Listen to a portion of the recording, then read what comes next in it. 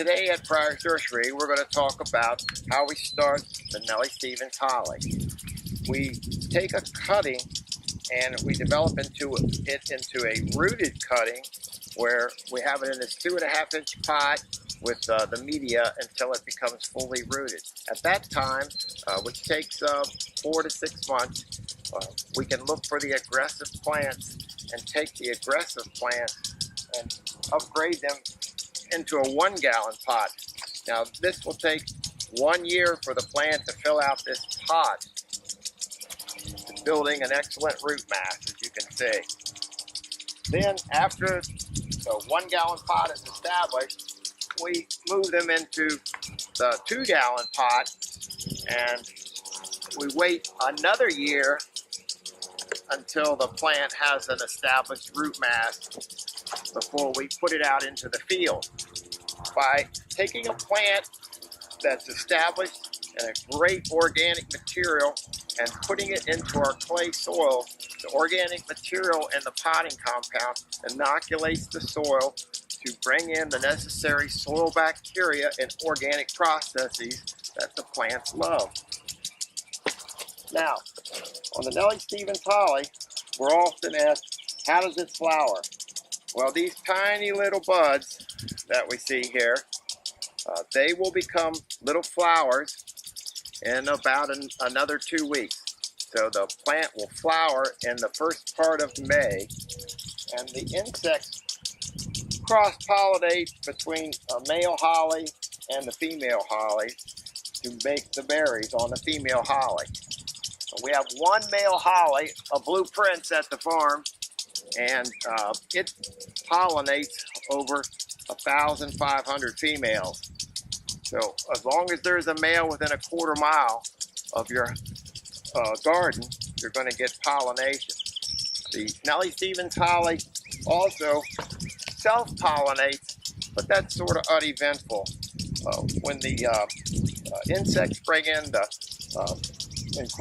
pollen from a male plant and cross-pollinate, you get a lot more heavy berries on the Nellie Stevens.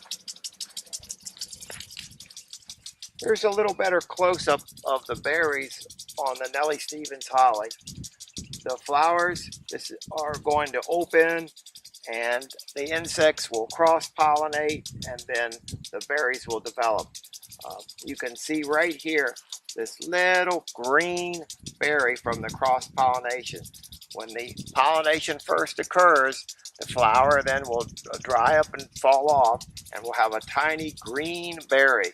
And then later in the year, in the summertime and into September, as the berries get bigger, they become the red berry that we're all familiar with. So on this plant, we have some berries left from last year, these red berries, and then we'll also have the flowers and the new berries, coming on for this year.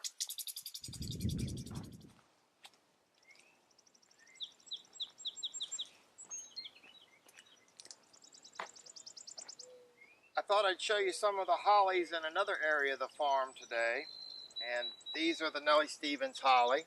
And one of the great things about the Nellie Stevens Holly is this thick waxy cuticle enables it to hold up to minor insect populations and disease issues. It's a very hardy plant. I like it because here at my farm I do not have to use insecticides to spray it.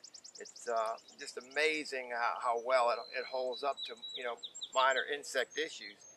By not spraying the hollies, I've developed an entire ecosystem of birds, the good insects, the predator insects like the praying mantis that feed on other insects. And so by not using pesticides in the holly garden, I've been able to create a natural ecosystem where it maintains its own balance. So Nellie Stevens is an excellent plant. Remember, we had the small 2-gallon liners we put into the field, and being that it's a 2-gallon liner, it's able to take the abuse of the first winter and make it, and then develops into a really nice plant. Look at the caliper of this plant. Great strong limbs. It's very aggressive. We've sheared it back in early February to enable it to continue to make a nice dense shape to bring out to you. The Nellie Stevens Holly stays denser in the shade garden than some other types of hollies. I like it because we don't have to spray and it stays a little denser in the shade, but as you can see growing here at Pryor's Nursery, we grow them in the full sun. So it's an excellent choice for the living fence.